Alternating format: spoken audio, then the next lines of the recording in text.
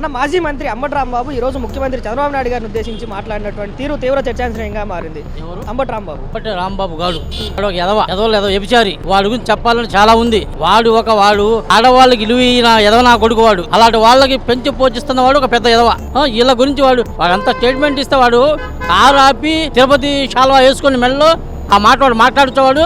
అంబటి రాంబాబు గారు నోరు ఉందని ఎలా పడితే అలా మాట్లాడితే ఇక్కడ ఉన్న కూటమి ప్రభుత్వం, ఇక్కడ ఉన్న రాష్ట్ర ప్రజలు, కార్యకర్తలు ఎవరు మీ ఊరుకోరు. ఎందుకంటే గతంలో భువనేశ్వరి అమ్మగారిని మీరు ఎలాగైతే అవమానించారో దేవుడు చూసి మిమ్మల్ని 11 సీట్లకే పరిమితం చేశారు. ఇప్పుడు మన రాష్ట్ర ముఖ్యమంత్రి వర్యులు నారా చంద్రబాబు నాయుడు గారు మన రాష్ట్రానికి ఒక తండ్రి సమానునైన మన ముఖ్యమంత్రి గారిని మళ్ళీ మీరు విమర్శించారు. అనకూడని మాటలు కూడా అన్నారు. మళ్ళీ దేవుడు చూస్తున్నాడు. మళ్ళీ మీకు ఒకటి కూడా ఉండదు ఆ సీటు అని నేను ఈ సందర్భంగా తెలియజేస్తున్నాను. మరి ఇదే ఈ రోజు రాజకీయంగా నేలమట్టమైనటువంటి వైసీపీని లేపే ప్రయత్నంలో భాగంగానే అతని కార్యకర్తలు ఎవరు రావట్లేదు కాబట్టి ఈ రోజు ఏదో ఒక పదజాలంతో రెచ్చగొట్టే వ్యాఖ్యలు చేసి ఈ రోజు ఆ పార్టీ ఉనికిని చాటడానికి మాత్రం అతను ఈ విధమైన ప్రయత్నాలు చేస్తున్నాడు. కాబట్టి ఇది ప్రజలు ఎవరు జీర్ణించుకోరు. ఒక 78 వేల గల ఒక అనుభవం గల ముఖ్యమంత్రిని పట్టుకొని అలాంటి పదజాలం వాడుతుంటే ఈ రోజు ప్రజలు చీ అనే పరిస్థితికి తీసుకొచ్చాడని చెప్పి ఈ సందర్భంగా మేము తెలియజేస్తున్నాం.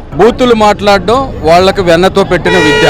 ఇప్పుడే కాదు, గతంలో కూడా చంద్రబాబు గారి సతీమణి లోకేష్ గారిని అందరినీ బూతులు మాట్లాడిన సందర్భం ఉంది. కానీ అది మాకేం పెద్దగా ఆశ్చర్యం అనిపించట్లేదు. వీటన్నిటికీ వాళ్లే పేటెంట్ రైట్ ఉంది బూతులకి. అందుకే వాళ్ళని 11కే పరిమితం చేశారు. ముఖ్యమంత్రిగా ఉన్నోడిని కేవలం ఎమ్మెల్యేగానే పరిమితం చేశారు జగన్మోహన్ రెడ్డిని.